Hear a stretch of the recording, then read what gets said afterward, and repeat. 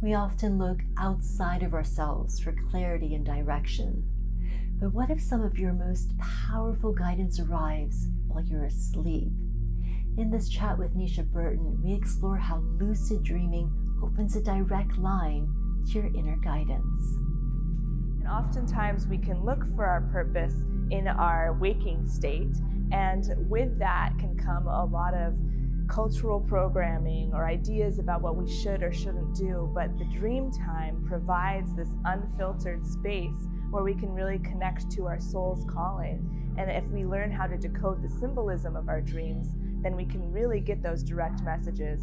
And then you take it a step further with lucid dreaming, where you're aware in the dream that you're dreaming, you know that beyond a doubt. So then you can call to your higher self or your future self that's living your purpose and have a very direct, lived conversation with that other part of you that is fully living its purpose.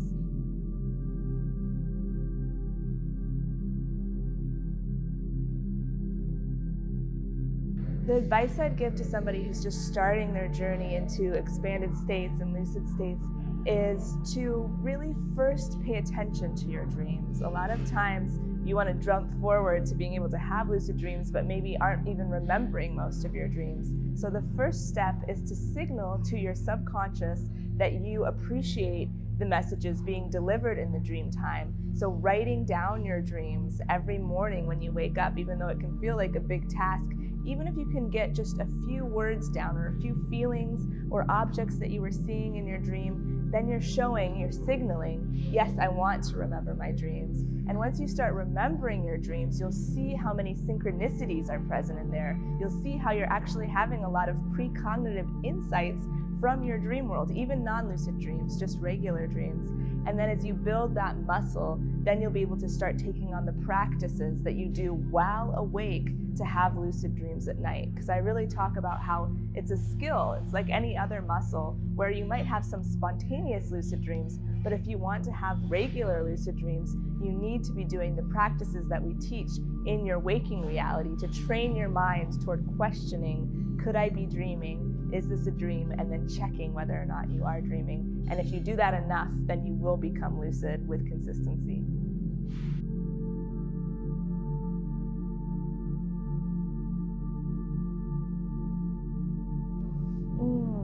The daily practice that I always talk about that most supports in lucid dreaming is reality checks or state checks.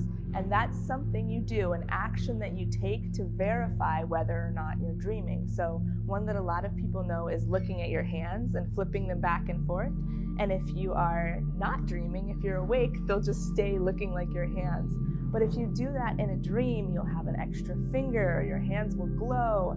And so then you know, again, beyond a doubt, that you are dreaming. And so that's what really clicks the light switch of lucidity on. And if you do that regularly throughout the day while you're awake, you're creating a neural pathway. You're training your brain that you question regularly, could I be dreaming? Am I dreaming? And then you do this action to check whether or not you're dreaming. And so then you'll be amazed to see how you actually do that in your dream, where you're walking around and then you have that moment you think, oh, could I be dreaming? And then because you've trained yourself to perform a reality check, you go ahead and do it. And then to your amazement, you'll see, oh, actually I am dreaming, even though I thought I wasn't just a moment before. So that's what I really impress upon people is to, if you want to have lucid dreams, perform reality checks regularly throughout the day, and you'll train yourself toward lucidity.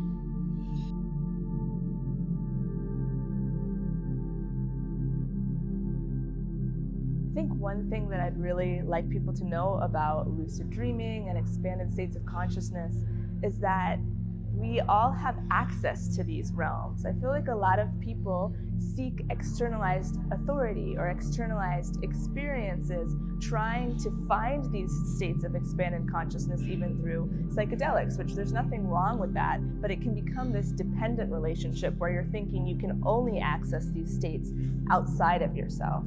And to realize that no, it's actually our birthright to be able to access these expanded states of consciousness, to be able to have these amazing transformational experiences every night while we sleep or when we're going on meditations, astral projecting. It's so powerful, and the insight you can get there, and also the agency you can find in those spaces, the self-empowerment and the self-guidance that you find once you tap into the skills of lucid dreaming and astral projection, then really empowers your life. And that's why we called our brand Lucid Dreaming, Lucid Living. It's not just about the dream time, it's about then you live a more lucid life because you're aware and present always about what state of consciousness you're in waking reality and in the dream time. And also you're taking the gifts and messages from your dream time and your lucid experiences, and you're able to bring those over into your waking reality and feel, wow, I could fly in my lucid dream and it felt so free.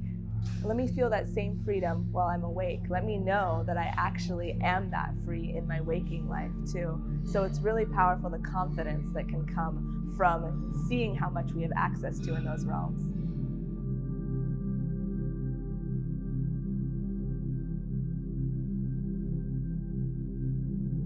It feels so exciting to be a part of this movement of helping people to open up to greater consciousness inside of themselves, because really it feels like on our planet right now, it is a time where more and more people are rediscovering these ancient teachings of how to travel into other realms through the mind, through the psyche. And so really being able to be a guide on that pathway and help point people in the right directions feels like a true soul's calling and purpose for me. I really love to be in this role because it's done so much for my life, and it's transformed a lot of fears that I had, or anxieties, or even, stuck places, blockages in my life. I've seen how powerful these practices are for helping to move and shift patterns and rewrite neural pathways and help me to feel a level of, again, confidence in my life. But I just want to share it with everybody because I know that everybody has access to these realms, and being able to then have this level of an inner guidance system is so needed in our current culture and in our current world, where there's a need for a level of discernment. And what this teaches is really how to go inside of yourself and trust yourself again, and trust that you know what is right for you and you know what is truth. And then with that inner guidance system that you can work with, you're able to move through this world, this landscape where everything is a lot more confusing and shifting and changing, with this inner knowing, this deep inner knowing, and being anchored to that. If there's more and more people that have the ability to do that and to move from that space, then I think the world will move in a better direction. So that's what really gets me excited about all of this work and sharing it with others. So I actually filmed this interview with Nisha at the Monroe Institute Conference in Italy in November 2025. And I recently invited Nisha and her mom, Nisha Burton, to come and host a workshop for my online community, the Astral Travel Blueprints. And they held a workshop about finding your purpose through lucid dreaming. And it reminded me that I had this interview waiting on a hard drive, and I really wanted to share it with all of you guys here on YouTube. So I hope you enjoyed it. Let me know in the comments, what was your biggest takeaway? I love hearing from all of you guys. It really is my love language, and I know I don't always have the time to reply, but I read every single comment. So thank you so much to everyone who does take the time to leave me a comment. And if you enjoyed this video, I'd be grateful if you'd subscribe to my channel and share it with a friend who you think might enjoy it too. Thank you so much for spending this time with me, and I'll see you again in the next video.